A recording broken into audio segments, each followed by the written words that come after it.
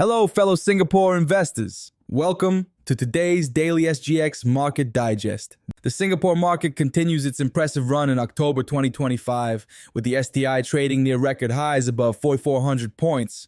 This represents a 24% gain compared to the same time last year. Singapore's economic outlook remains resilient despite global trade headwinds, with construction booms and falling interest rates supporting growth across multiple sectors. I'm Iggy, the Invest in Iguana, bringing you market insights grounded in real-world economics and portfolio strategy. My channel focuses on helping retail Singapore investors make sense of the daily market moves and what they mean for your investment decisions. Today, we're diving into 4 SGX-listed companies making headlines. And as always, I'll give you my take on what really matters. The STI closed at 4,037 points on October 10th, slipping just 0.08% from the previous session. The index remains up 1.86% over the past month and continues trading near its all-time high of 4,174 points, reached earlier this month. Banking giants DBS, UOB, and OCBC continue to dominate the index with over 50% weighting combined. Meanwhile, falling interest rates are creating a more favorable environment for REITs, even as banks face pressure on their net interest margins. Now, let's look at the individual stocks making moves today. Seatrium received a termination notice for a major contract worth around $475 million with Maersk Offshore Wind. The contract was for building a wind turbine installation vessel destined for the Empire Wind 1 offshore wind farm in the United States. Here's the kicker. The project is 98.9% complete. Seatrium secured this contract back in 2022 through its subsidiary Sembcorp Marine Rigs and Floaters, which is now called Seatrium Energy. The company said it is reviewing the validity of the termination notice and considering all legal and commercial options, including potential action for wrongful termination. Seatrium also plans to engage directly with the end customer, Empire Offshore Wind, which is a joint venture between Equinor and BP. The stock dropped 0.8% to $2.44 on Thursday before the news broke, then plunged as much as 7.8% to $2.25 in early Friday trading. This is a serious blow for Seatrium shareholders. A nearly completed project getting terminated at the 98.9% mark means the company has already sunk most of the construction costs into this vessel. The financial impact will depend entirely on how this legal battle plays out. If Seatrium can prove wrongful termination and secure compensation, the damage might be contained. But if they lose, they're looking at a significant write-off. The offshore wind sector has faced numerous delays and contract complications globally, especially in the United States, where policy shifts and project viability concerns have created uncertainty. For investors, this adds a near-term overhang to the stock. The 7% drop reflects the market pricing in this risk. Watch for updates on the legal proceedings and any settlement discussions with Empire Offshore Wind. This situation highlights execution risk in large infrastructure projects, even for established players like Seatrium.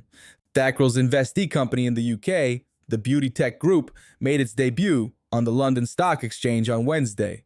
The listing went well, with the share price rising about 4% to £2.81 at the close of the first day of trading. This gave the Beauty Tech Group a market cap of around $311 million, which translates to roughly $537 million. Thakral holds a 6.4% stake in the Beauty Tech Group after selling some shares as part of the IPO process.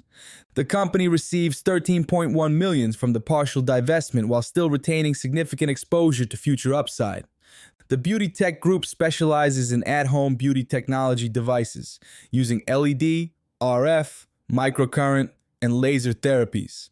Following the IPO, Thakril's net asset value is expected to increase by 10% per share to $2.34, while earnings per share should jump 26% to $1.08. Thakral shares ended Thursday down 0.6% at $1.62 before the news. This is exactly the kind of value unlocking event that makes investing and holding companies interesting. Thakral initially partnered with the Beauty Tech Group through a China-focused joint venture back in 2018, then converted it to a direct equity stake. Now that stake is worth substantially more thanks to the London listing. The 4% first-day pop is encouraging because it shows genuine investor demand, not just IPO hype. For Thakral shareholders, this is a double win. immediate cash from the partial sale, plus a much higher valuation on the remaining shares. At SWAS 62's, Thakral trades below its new expected net asset value of 234s, suggesting potential for a re-rating. The company also has other interesting assets, including property developments in Australia and commercial buildings in Osaka. The beauty tech listing validates Thakril's investment approach and provides liquidity that can be redeployed into new opportunities. This is a positive catalyst that could drive the stock higher as investors digest the improved fundamentals. Fuyu announced that its board decided to discontinue investigations into its subsidiary, Fuyu Supply Chain Solutions. The company received legal advice stating there is no merit in taking further action. This follows queries from the Singapore Exchange about the decision to cease the probe.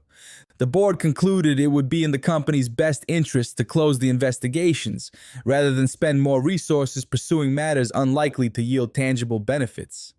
The investigation originally looked into concerns related to a US $4.5 million acquisition, potential misuse of company resources, and a US $3 million prepaid commission.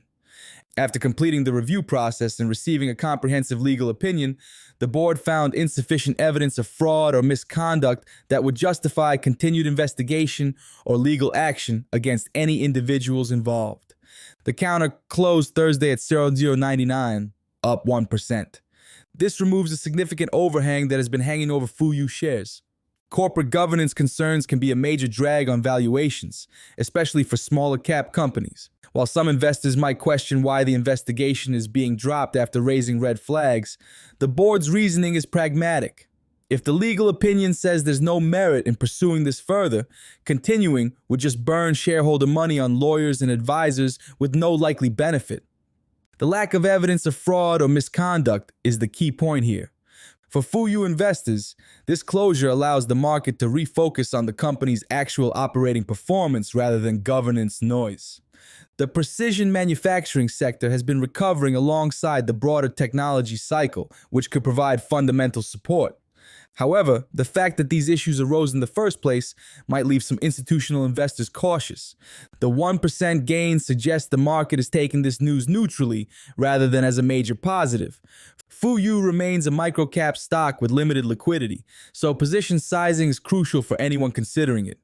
An individual who entered into a sale and purchase agreement with Capital World's subsidiary Capital City Property is demanding cancellation of the SPA.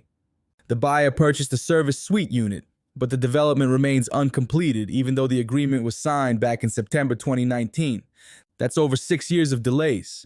The buyer is demanding full repayment of the redemption sum of R$254,797.71, which equals about $78,078 plus R$55,213.73 in interest paid. Capital City Property has not delivered vacant possession of the unit within the required time frame. Capital World said it is reviewing the legal letter and seeking advice. The counter ended Thursday flat at $1,001. When a stock trades at $1,001, there's not much downside left, but there's also very little investor confidence. This latest claim adds to Capital World's growing pile of troubles. The company has faced multiple similar claims from buyers frustrated by massive construction delays on its Malaysia property projects. A 6-year delay on a service suite unit is unacceptable by any standard. The Malaysian property market, especially in Johor, has faced significant oversupply issues in the service department segment, which has likely compounded Capital World's challenges in completing and selling units.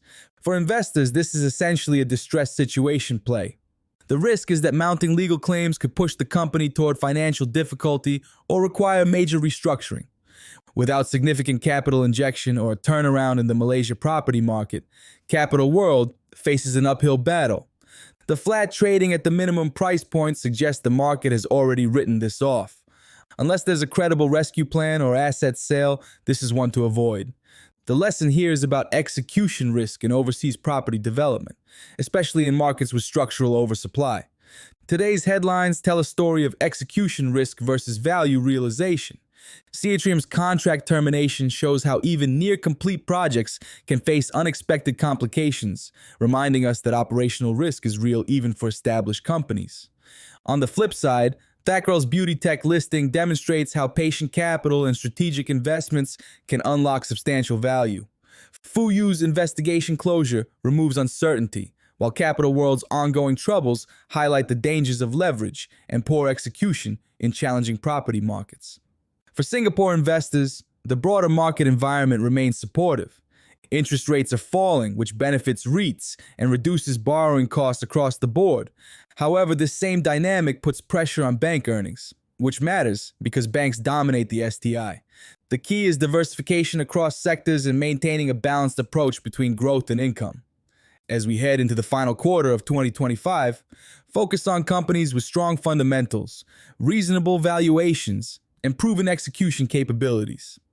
Keep your investment time horizon long, stay diversified, and remember that daily volatility creates opportunities for those who do their homework.